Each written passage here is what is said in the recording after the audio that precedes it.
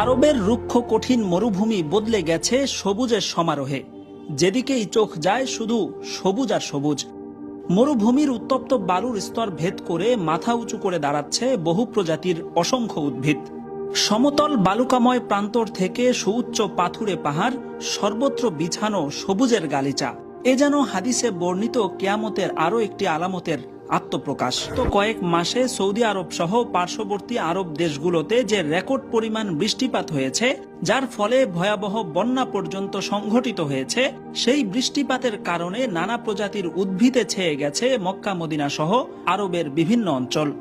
এমনকি বালুকাময় মরুভূমির মধ্য দিয়ে অসংখ্য নদী নালা এবং লেক সৃষ্টি হয়েছে, যা সরাসরি মিলে যাচ্ছে কিয়ামতের আলামত নিয়ে বর্ণিত সহিহ মুসলিম শরীফের হাদিসের সাথে।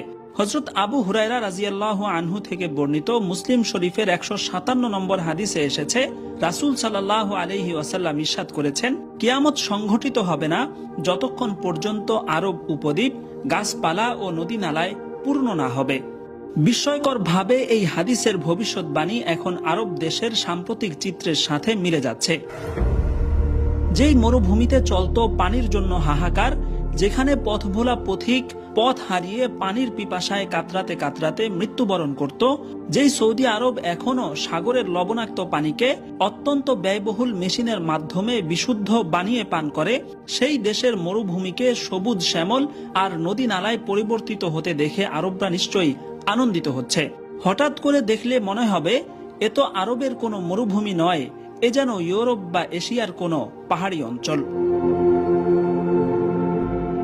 কিন্তু বড় দুশ্চিন্তার বিষয় হচ্ছে, এই ঘটনার মধ্য দিয়ে কিয়ামতের একটি আলামত সামনে চলে এসেছে।